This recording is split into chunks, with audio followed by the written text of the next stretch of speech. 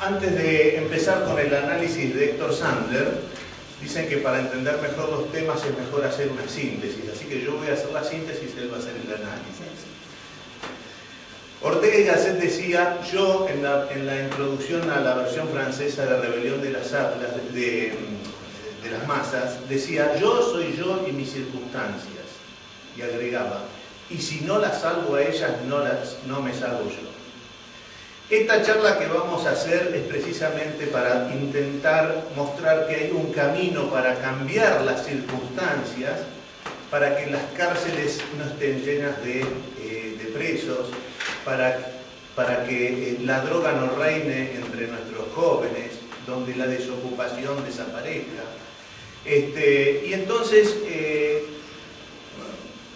cuando me vienen a ver sobre cuál sería el tema, yo tengo un blog que se llama El Relativismo Jurídico, un blog destinado a tratar de poner sobre la mesa los principios jurídicos y económicos que traía la Revolución de Mayo, porque estamos viviendo precisamente el bicentenario de la Revolución de Mayo, y se han hablado muchas cosas, pero nada se ha hablado de aquel orden jurídico y económico que encaró fundamentalmente personificado en Belgrano, ¿no? Entonces, cuando me vienen a ver cómo podíamos encarar la charla, le dije a Javier que quizá el título sería El origen de los recursos fiscales y la desigualdad. Y esto es muy importante porque ustedes saben que la Revolución de Mayo, primero que la desigualdad es la madre de todas las violencias, no la pobreza, la desigualdad es la madre de todas las violencias.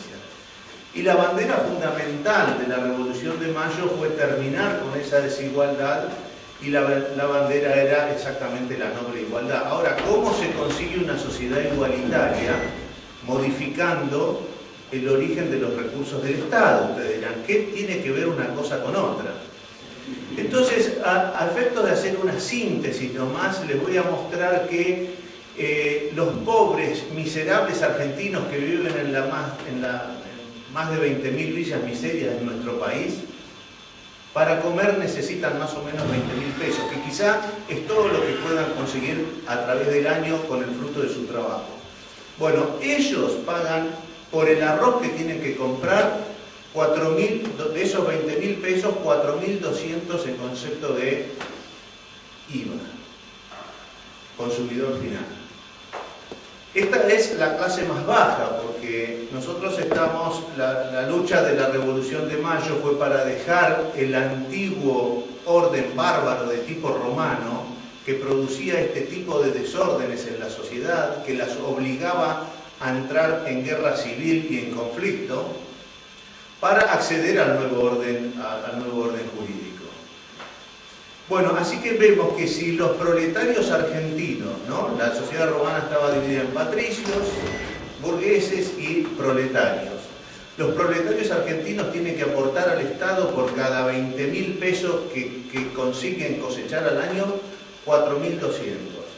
Ahora, un trabajador que ya es alguien que está en la escala social jerarquizado, digamos, si tiene un auto de 20.000 pesos, tendrá que pagar 700 pesos. Fíjense qué notable la diferencia, lo que deben pagar los trabajadores por el uso de un auto de 20.000 pesos. Pero acá se van a llevar la sorpresa más grande. Quienes son los terratenientes y tienen a su disposición una hectárea de 20.000 pesos, pagan solamente al año, y gracias a la reforma que acaba de hacer nuestro gobernador Scioli, 20 pesos por hectárea. ¿Sí? Así que tenemos una escala donde podemos ver que el terrateniente participa con 20 pesos por cada 20.000 pesos de su capital, el trabajador 700 y el indigente 4.200 pesos. Esto se da porque efectivamente a la Revolución de Mayo le sucedió una contrarrevolución que fue volver a poner en marcha el proceso jurídico de recursos del Estado de tipo romano a través del Código Civil. Y entonces aquí empezó todo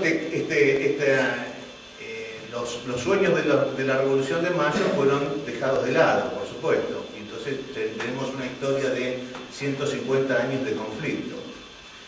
Ahora, cuando tenemos una sociedad que básicamente se nutre por esta desigualdad, y los impuestos, porque les recuerdo que impuesto es lo que se le impone al esclavo, al sometido. El Imperio Romano conquistaba territorios y al perdonarle la vida les cobraban impuestos para no quitarle la vida, o sea, los sometía y los conducía hacia la esclavitud. Entonces nosotros vemos que en un proceso evolutivo, nuestro sistema jurídico, aquel que intentó emular al sistema jurídico judeo-cristiano, porque ustedes saben que el Levítico, el orden jurídico del Levítico dice, en el 25, dice Jehová, esta tierra es mía, dice. No ustedes son peregrinos y extranjeros, son para conmigo. No os apropiéis de la tierra a perpetuidad. Por cada tierra de su posesión debéis pagar la renta. ¿Sí? Este principio es recogido por la Revolución de Mayo y dice exactamente lo mismo, Belgrano.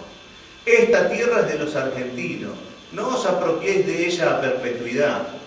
Sobre toda la tierra que uséis debéis pagar rentas. Por eso los entes recaudadores de todas las provincias de la Argentina se llaman rentas y no agencia recaudadora de impuestos. ¿Sí? Sin embargo, fíjense ustedes cómo este proceso ha involucionado y volvimos de nuevo al puro derecho romano y al perverso sistema romano. Cuando el doctor decía que nosotros nos parecemos mucho a los italianos, tiene razón. El sistema jurídico de recursos del Estado es el de Roma, que volvió a hacerse presente y que condena a los trabajadores y a las clases bajas a la miseria más absoluta, donde si el sistema de recursos del Estado ataca al trabajo y al consumo, es lógico que no haya trabajo para nadie. Entonces, esta es la base de la desigualdad y esta es la forma que tenemos para volver a encauzar esto y terminar con esta circunstancia que lleva a nuestros hermanos a una situación desesperada, porque esto les advierto que pasa cuanto mejor le va a la sociedad, ¿no? Ustedes están viendo ahora la sorpresa de nuestro presidente y nuestros gobernadores. Venimos creciendo con tasas chinas a un ritmo del 8-10%, es sorprendente, y sin embargo todos los días hay más pobres. ¿Por qué? Porque el sistema romano que permite la apropiación de la renta pública por parte de los particulares, al lograr ganancias, la gente solo piensa en invertir en tierras para especular. Y así es como la tierra queda fuera de los trabajadores que no pueden tener tierra en el desierto verde argentino para vivir y para trabajar. Y por supuesto entonces no pueden mantener a sus hogares. Es interesante las situaciones que estamos viviendo, porque hoy esa situación ya le cae también a los hijos de los trabajadores, de la burguesía. Hoy dicen, qué extraordinario, los chicos modernos, ya no se casan. Por supuesto que no se pueden casar. ¿Por qué? Porque la economía real, que es la economía del bolsillo, respecto de la economía de la tierra, que por este fenómeno ha subido tan extraordinariamente y produce ganancias tan extraordinarias a la gente que no trabaja y que debe sostener el trabajador con el fruto de su trabajo, genera esta enorme desigualdad y esta enorme injusticia que hace que los hijos ya de la clase trabajadora sea imposible acceder a un departamento de 60 metros cuadrados para casarse. Estamos condenando a nuestros hermanos, a nuestros hijos en esta oportunidad a terminar con el ciclo vital de una sociedad. Entonces, bueno, esta era la forma quizá un poco desordenada de presentar este tema, que es el que venimos presentando a través del blog, que es el que nosotros queremos insistir en una reforma fiscal que haga lo mismo que hizo la Revolución de Mayo. El primer acto de la Revolución de Mayo fue abolir todos los impuestos. El segundo acto, decretar la libertad de vientres. Y el tercer acto, decir, señores, el origen de los recursos del Estado deben ser las rentas fundiarias, es decir, ese aumento de valor de la tierra que se produce no por ejercicio y por acción del propietario, sino por el aumento de las demandas sociales. Es un valor generado por la sociedad en su conjunto y ese valor es el que debe ir a sostener el erario público. Cuesta mucho pensar en esto porque hay que imaginarse una sociedad sin impuestos. Una sociedad sin impuestos transforma a cualquier sociedad, porque por ejemplo ahora los economistas dicen no se puede interpretar qué es lo que está pasando en la China. Por supuesto que no se puede interpretar, porque en nuestras universidades no saben de qué se trata el orden económico de Mayo. Pero lo que está pasando en la China son que los principios de Rivadavia y de Belgrano se están llevando a cabo. Y por lo tanto, una sociedad paupérrima y agrícola y primitiva se transforma rápidamente en una sociedad industrial. Porque en una sociedad donde no hay impuestos y la tierra es barata porque ese aumento del valor de la tierra lo toma el Estado para financiarse, rápidamente se transforma en una sociedad próspera e industrial. Pero además y fundamentalmente se transforma en una sociedad fraternal y pacífica, porque no empuja a nuestros hermanos al crimen, al delito, a la droga, que se produce por ese miedo al futuro que es incierto y que no existe el futuro. Entonces estos principios que bien fueron tomados por la Revolución de Mayo, ya vemos cómo a través de una contrarrevolución en el Código Civil se terminó con todo esto en América Latina. La codificación civil vino a poner sobre los principios fundantes de la Revolución cristiana, vino a poner una lápida y a volver al puro derecho romano. Pienso que hoy las comunicaciones, yo sé que acá hay muchos evangelistas y que han utilizado la palabra de Dios para que la gente que está sometida a este tipo de violencia y empujada a las cárceles se agarren de la palabra de Dios para ayudarlos a salir. Pero yo quiero decir que Jesucristo no fue un mano santa, como se lo quiere hacer ver, que hacía milagros. Jesucristo fue un reformador social, que vino a reformar y a poner en práctica los principios de la ley mosaica. Y esto es muy importante que se sepan, porque si en la medida que los evangelistas conozcan este principio de orden de la ley mosaica y del cristianismo, será el motor ya no para aferrarse a Cristo para que los ayude a salir, sino será el motor para transformar las circunstancias y que cambie la vida de todos los argentinos y que no sean empujados más a situaciones tan dramáticas como vemos hoy.